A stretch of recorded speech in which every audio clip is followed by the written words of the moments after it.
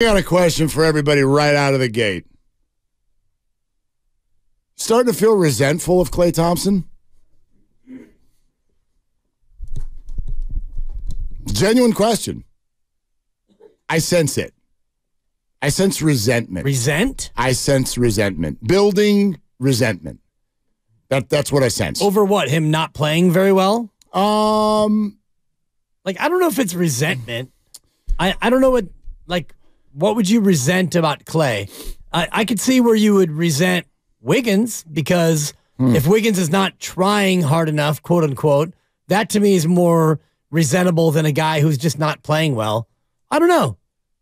How do you define resentment and how do you define it in terms of Klay Thompson? Well, everybody has been very upset at his shot selection for a while now, right? How long? 11 years? His whole career? No, nobody used to say that about Klay. Not when he was a superstar. When they were winning, it was easier to look past his shot hunting and his, Klay going out there and just, shooting his shot. He was a splash brother, so no one was bothered by anything then. But this is just something I sense.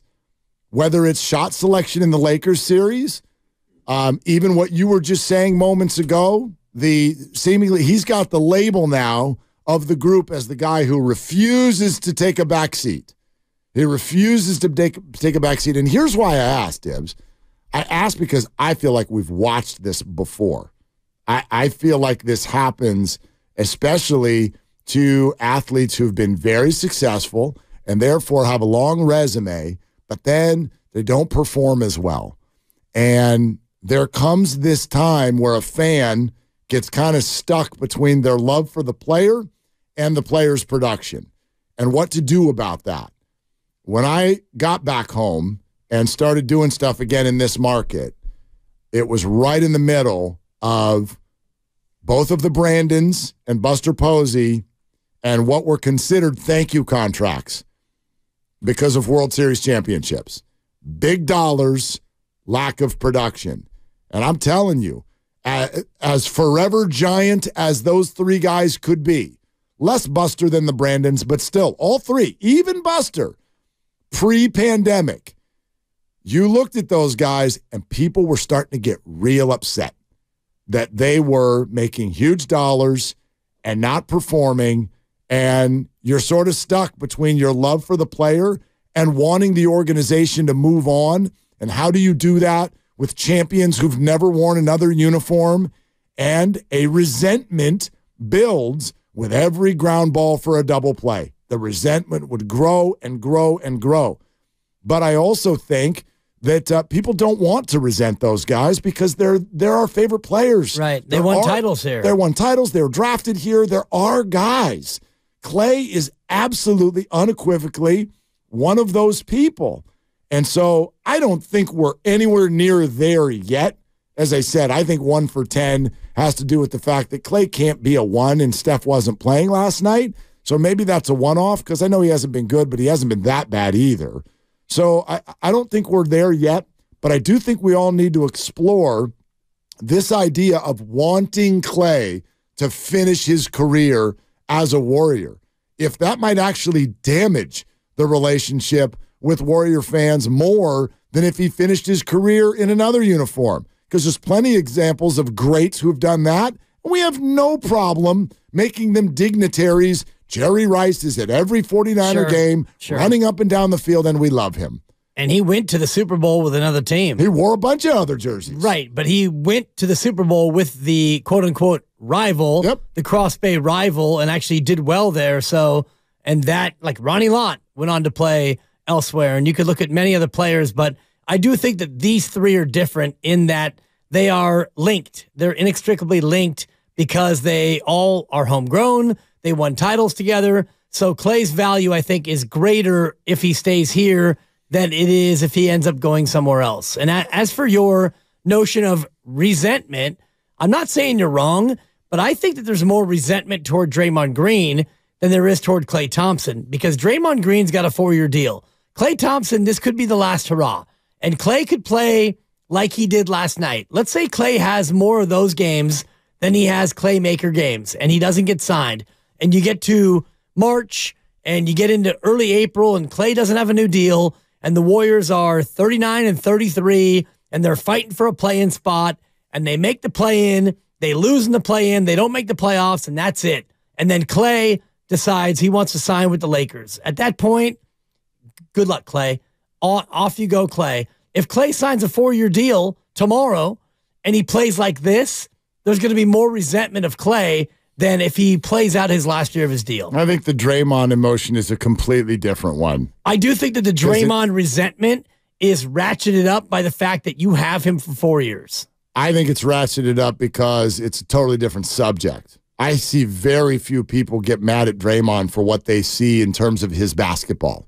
They get very mad at Draymond because of his attitude, his inability to rein it in. But I do think that the resentment portion of that... Klay's a basketball thing. But I also think that the resentment part is tied to the fact that Draymond is yours now for 4 years. Maybe. If Draymond had just taken his player option and done what he's done this year, it'd be easier to be like, okay, 60 more games, 51 more games. You're right that would be the hot conversation right now if Draymond were in a contract year. For sure. But he's not. Right. I also, though, think that if you're going to make that argument for people, I think you got to go back to when the Warriors signed it. I don't remember doing a show where everybody lined up to say, what the hell are the Warriors doing? I don't remember that at all. I know people now love to jump forward and be like, I've been against Draymond for 2 years. Maybe. Well, you were there at the summit when we asked the crowd, and it was 50-50 at best. Right, but that was the emotion of the season just ending. True. Like just ending. True. Because a couple months later, he signed a 4-year extension, and how many calls did we take of people being like, that was an absolute cardinal error, they shouldn't have done it? None. There were calls. Not Absolutely. Many. Not many. Well. Not many. People like that was applauded because why? Because the Warriors were still in a window. And Steve's on our show being like, do you like winning? And so we're keeping Draymond, and everybody sort of like fell in line. Okay, let's see what this Chris Paul thing looks like. They're going to get along? Okay, I can wrap my head around it. That's, to me, what the offseason felt like. This is a completely unique sort of a feeling that I get. And if you have to choose between like just lay back and accept whatever comes as the curtain falls on these careers, put a smile on your face, accept the fact that it may not be pretty, or do you go the other way where it's like, listen, I'm not satisfied with this. We cannot let Steph's career end this way.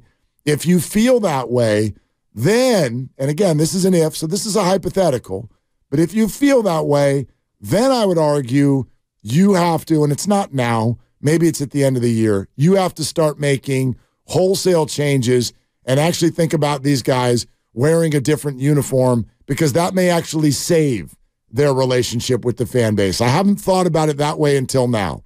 But when I hear the tone around Klay Thompson right now, it quite frankly is even different than the one with Wiggins. Wiggins, there seems to be this curiosity. What's going on with Andrew? Klay, he's washed. That is a much firmer answer. And I do sense, in fact, I was texting with friends earlier about this, and I said, could this end up being in a spot where Klay is battling resentment from the fans? And this friend responded, I'm already there. Me and all of my buddies already resent this player. Already starting to. And I'm like, that's amazing to me. Yeah. But that's where some people are. Sure. I mean, that's a short-term hair trigger opinion.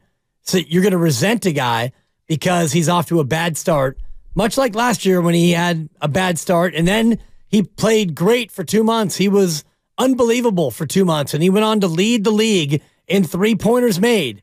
And you get to the end of the year, and he struggled in the playoffs, but they all did other than Steph, and you lost in the playoffs, and now he's off to a slow start without Steph Curry, and we're going to resent him. That, to me, it's what fans do, and I get it, and it's remarkable, but if I'm Klay Thompson and I, look at what's going on around the Twitter sphere and the fans, whether it's your friends or more fans in general, I'm less likely to want to take a hometown discount to stay here and end my career. If that's the way it goes, and his career here is set, 4-time champ, of course, he will forever be a Warriors, and number 11 will never be worn again by any Warrior, whether or not he leaves after this year or if he gets 3 or 4 more years and he retires as a Warrior, whatever. No one ever is going to wear 11 again.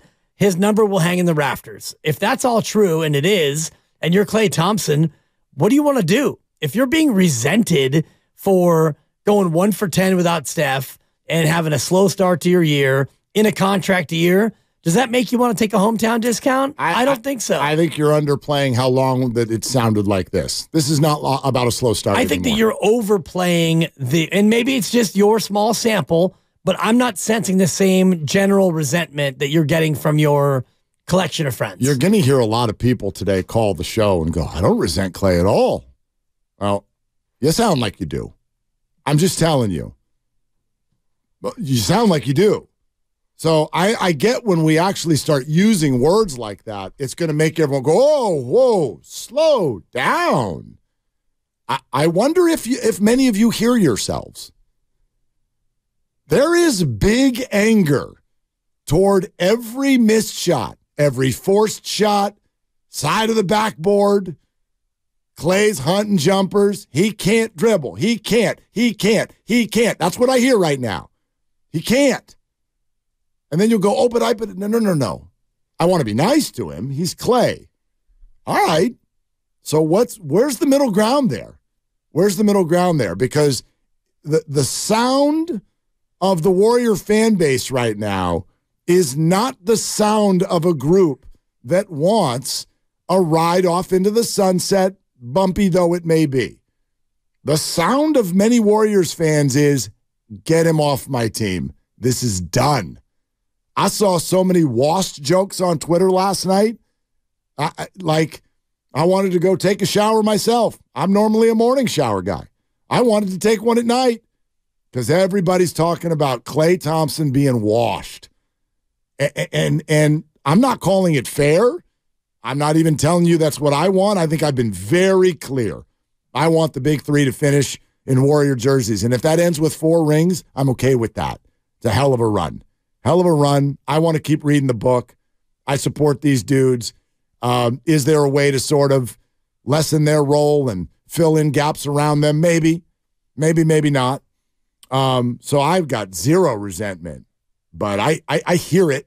To me, the tone sounds very resentful right now. Every time a poor shot is taken and it misses. Yeah. And I wonder if that's just him or if it's the collective having now lost 5 in a row, and they've never lost 6 in a row under Steve Kerr, other than the 1 year where you didn't have Steph and you didn't have Draymond, you didn't have Klay, the 15-50 year where Jordan Poole was the quote-unquote star. That's the only time you've ever lost more than 5 in a row. And so now you're looking at 5 in a row in the loss column. And so I do think you're looking at places to point the blame, and you can point at Draymond Green, which it's always convenient to do. You could point it at Andrew Wiggins, but Andrew Wiggins is doing what exactly Andrew Wiggins is supposed to do. And you could point it at Steph, but he's hurt. It's not his fault. He's not playing. So where do you point it? Guy who goes 1 for 10. Let's blame Klay. Okay.